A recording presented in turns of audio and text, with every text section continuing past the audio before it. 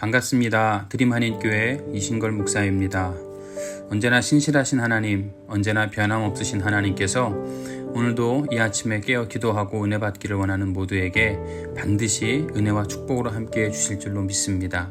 갈라디아서 2장 16절에서 21절입니다. 사람이 의롭게 되는 것은 율법의 행위로 말미암음이 아니요 오직 예수 그리스도를 믿음으로 말미암는 줄 알므로 우리도 그리스도 예수를 믿나니 이는 우리가 율법의 행위로서가 아니고 그리스도를 믿음으로써 의롭다함을 얻으려 함이라. 율법의 행위로서는 의롭다함을 얻을 육체가 없느니라. 만일 우리가 그리스도 안에서 의롭게 되려 하다가 죄인으로 드러나면 그리스도께서 죄를 짓게 하는 자냐? 결코 그럴 수 없느니라. 만일 내가 헐었던 것을 다시 세우면 내가 나를 범법한 자로 만드는 것이라. 내가 율법으로 말미암아 율법에 대하여 죽었나니 이는 하나님에 대하여 살려 함이라. 내가 그리스도와 함께 십자가에 못 박혔나니 그런즉 이제는 내가 사는 것이 아니요 오직 내 안에 그리스도께서 사시는 것이라. 이제는 내가 육체 가운데 사는 것은 나를 사랑하사 나를 위하여 자기 자신을 버리신 하나님의 아들을 믿는 믿음 안에서 사는 것이라. 내가 하나님의 은혜를 패하지 아니하노니 만일 의롭게 되는 것이 율법으로 말미암으면 그리스도께서 헛되이 죽으셨느니라. 아멘. 오늘은 갈라디아서 제 6번째 시간입니다. 믿음으로 의롭다 인정받는 길. 갈라디아서에서 가장 중요한 단어 중에 하나는 의롭게 된다라고 하는 단어입니다. 이 단어가 오늘 16절에만 3번이 나오고요. 17절에도 1번이 나오고 있습니다. 바울은 자신이 율법을 받은 유대인이지만 율법을 준수하는 것으로 의롭게 될 수 없음을 고백합니다. 율법의 행위가 사람을 의롭게 할 수 없고 오직 믿음만이 의롭게 한다는 것이 성경의 일관된 주장입니다. 어떤 사람들은 구약에서는 율법으로 의롭다 하심을 얻고 신약에서는 믿음으로 구원을 얻는다 이렇게 말하는 분도 계시는데 신약이나 구약이나 오직 믿음으로만 의롭게 된다는 것이 하나님의 구원 방식입니다. 창세기 15장 6절에 보면 아브라함이 여호와를 믿으니 여호와께서 이를 그의 의로 여기시고 하나님께서 아브라함을 의롭게 여기신 것은 아브라함이 어떤 의로운 행위를 했거나 율법을 잘 지켰기 때문에 의롭다 하라고 인정해 주신 것이 아니라 아브라함이 여호와를 믿으니 여호와께서 이를 그의 의로 여기셨다라고 이야기하고 있습니다. 여러분, 아브라함은요 자기 생명을 유지하기 위해서 아내를 자기 누이라고 속이고 다른 남자에게 시집 보내려던 사람입니다. 우리가 도덕적으로 윤리적으로 볼 때 이런 사람을 의로운 사람이라고 할 수 없을 것입니다. 그러나 성경은 그를 의로운 사람이라고 이야기합니다. 그 이유는 바로 아브라함이 진심으로 하나님을 믿었기 때문입니다. 여러분, 그렇다고 믿음이 있는 사람이 막 살아도 된다 이런 말씀은 아니라는 것은 다 아실 줄로 믿습니다. 자, 제물로도 의롭게 하심을 얻을 육체가 없습니다. 하나님께서는 짐승의 제물로 의롭게 되는 길을 열어놓으셨습니다. 근데 믿음이 없이 제물만 드리는 것을 하나님은 받지 않으셨습니다. 이사야서에 보면 여호와께서 말씀하시되 너희의 무수한 제물이 내게 무엇이 유익하뇨? 나는 수양의 번제나 살찐 짐승의 기름에 배불렀고 나는 수송아지나 어린 양이나 수염소의 피를 기뻐하지 아니하노라. 너희가 내 앞에 보이러 오니 그것을 누가 너희에게 요구하였느뇨? 내 마당만 밟을 뿐이니라 라고 말씀하고 있습니다. 하나님이 요구하시는 것은 많은 제물, 많은 수송아지와 염소 이런 것들이 아니라 우리 마음속에 하나님을 향한 진실한 믿음, 이걸 하나님께서 원하고 계시다는 겁니다. 그래서 다윗은 시편 51편에 보면 주는 제사를 즐겨 아니하시나니 그렇지 않으면 내가 드렸을 것이라. 주는 번제를 기뻐하지 아니하시나이다. 하나님의 구하시는 제사는 상한 심령이라. 하나님이여 상하고 통회하는 마음을 주께서 멸시치 아니하시리다. 이렇게 고백하고 있는 겁니다. 다윗은 3,000 번제를 하나님께 드렸던 사람입니다. 역대상 29장 21절에 보면. 근데 다윗은 제사보다 상한 심령을 원하신다라고 또 말씀하고 있습니다. 믿음이 없이는 절대로 구원을 얻을 수 있는 길이 없습니다. 예수 그리스도를 믿음으로 구원을 얻는 것, 이게 바로 하나님이 우리에게 주신 구원의 길임을 우리는 알아야 합니다.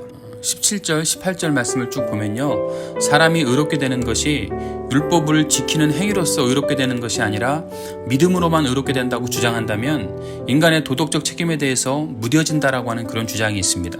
다시 말하면 선하게 살 필요가 없고 믿음만으로 구원을 얻는다면 이 도덕 폐기론자와 같이 될 것이라는 그런 주장을 하는 사람들에 대해서 사도 바울이 밝히고 있는 겁니다. 그리스도를 믿음으로 의롭게 되었다가도 믿었다가 율법에 의해서 죄인으로 판명된다면 그건 그리스도의 잘못이 아니라 자신의 잘못이라는 거죠. 그리스도의 속죄성을 완전히 믿는 사람은요, 율법의 속박에서 벗어나 죄의식 속에 살지 않습니다. 그리고 그리스도의 속죄성을 온전히 믿는 사람들이라면 우리가 죄에 빠질 만한 율법을 벗어난 일을 행하려고 하지 않을 것입니다.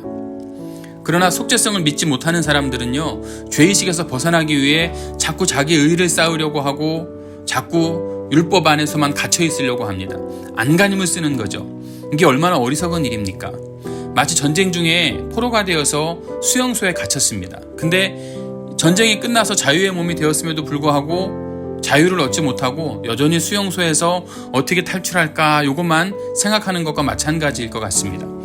그리스도의 속죄하심 이것을 의심함으로써 죄의식에 사로잡혀 있는, 그래서 스스로 의를 쌓으려고 안간힘을 쓰는 어리석은 사람이 되지 않으시기를 우리 주님의 이름으로 축복합니다. 오히려 주님 주시는 축복과 자유를 마음껏 항상 누리며 살아갈 수 있는 저와 여러분이 되시기를 간절히 원합니다. 19절, 바울은 자신이 율법을 다 지켜서 구원 얻는다는 것이 불가능함을 알았기 때문에 이제는 믿음으로 하나님께 인정받는 길을 택하겠다라고 고백하는 겁니다. 이제 그러면서 20절부터 21절 가면서 믿음으로 사는 자들의 삶을 소개하고 있습니다. 그리스도를 믿는다는 것은 그리스도와 연합되는 것입니다. 그리스도와 연합한 사람은 근본적으로 변하기 때문에 새로운 피조물이 되는 것입니다. 바울은 자신의 자아는 이미 죽어서 존재하지 않고 오직 예수 그리스도만이 자신의 전부이며 또한 자신의 존재의 목적이 된다라고 고백하고 있는 것입니다. 20절부터 21절까지죠. 즉 자신의 자아가 죽어서 더 이상 자신의 뜻과 자신의 의지대로 살아갈 수 없고 오직 내 안에 거하시는 예수 그리스도의 뜻대로 살아가는 그러한 존재가 되었다는 겁니다. 어떤 사람은 자기 주관을 가지고 살아가는 것이 가치 있고 아름다운 일이고 자기 의지가 없이 살아가는 것은 무가치한 일이라고 생각하는 사람들이 있습니다. 물론 세상에서 보면 이건 당연한 일이죠. 그러나 자아를 부인하고 주님의 뜻을 따라 살아본 사람들은 정말 어떤 것이 가치 있는 삶이고 어떤 것이 더 보다 아름다운 삶인지를 고백할 수 있게 되는 겁니다. 창세기 26장에 보면 이삭을 봅니다. 그는 가나안 땅에 기근이 들어서 애굽 땅으로 피난 가려고 할 때 하나님께서 애굽으로 내려가지 말고 가나안 땅에 머무르라라고 하는 명령을 하십니다. 정말 받아들이기 어려운 하나님의 말씀이죠. 오죽하면 내려가려고 했겠습니까? 살 길이 막막하니까, 다른 방법이 없으니까, 그러니까 가려고 했던 것인데 아마 자기 주관이 뚜렷한 사람이라면 지금 내가 이 상황에서 어떻게 하란 말이야? 라고 하고 갔을 수밖에 없을 겁니다. 근데 이삭은 그 말씀에 순종합니다. 그리고 거기에 순종했더니 그 땅에서 농사에서 100배나 거두는 엄청난 축복을 받게 되는 겁니다. 마태복음 16장 25절에도 누구든지 제 목숨을 구원코자 하면 잃을 것이요 누구든지 나를 위하여 제 목숨을 잃으면 찾으리라. 즉 자아를 포기하는 것이 주님이 주시는 복을 얻을 수 있는 축복된 길임을 우리는 알 수 있습니다. 그리스도 안에 있으면 우리는 새 삶을 살게 됩니다. 우리 안에 거하시는 그리스도께서 우리에게 선교를 위하여 새로운 소망과 새로운 삶을 허락하여 주시는 줄로 믿습니다. 오늘 여러분에게 이 새로운 삶이 주어지는 축복이 있게 되시기를 간절히 원합니다. 오늘 주신 말씀을 잘 생각해서 우리가 믿음으로 의롭게 되고 믿음으로 구원받는 그러한 성도가 되시기를 축복하며 기도합니다. 드림교회 부흥과 성전 이전을 위해서 우리가 기도합니다. 구체적인 기도 제목이 있지만 이건 조금 더 있다가 여러분에게 말씀을 드릴 거고요. 우리가 코로나 바이러스 때문에 많이 힘들어합니다. 이 문제들이 잘 해결될 수 있도록 여러분 기도해 주시고요. 담임 목사를 위해서 기도해 주십시오. 걱정이 참 많습니다. 비자 문제도 재정 문제도 그리고 또 아버님의 건강 문제도 이런 것 때문에 자꾸 이렇게 신경이 쓰이고 걱정이 됩니다. 여러분 담임 목사가 이런 모든 문제가 주님의 이름으로 순적하게 해결되고 걱정 없이 목양일념할 수 있도록 담임 목사를 위해서 기도해 주시고요. 선교지를 위해서 기도합니다. 우리의 선교지가 정말 놀라운 부흥의 역사가 일어날 수 있도록 기도해 주시고요. 우리 성도님들 각자 가정을 중보하면서 기도해 주시고요. 여러분 각자 가지고 있는 모든 기도의 제목들 내려놓고 기도하시고 현재 사랑이 식어져 가고 있는 시대에 사랑의 마음이 가득하게 해달라고 하나님께 기도합니다.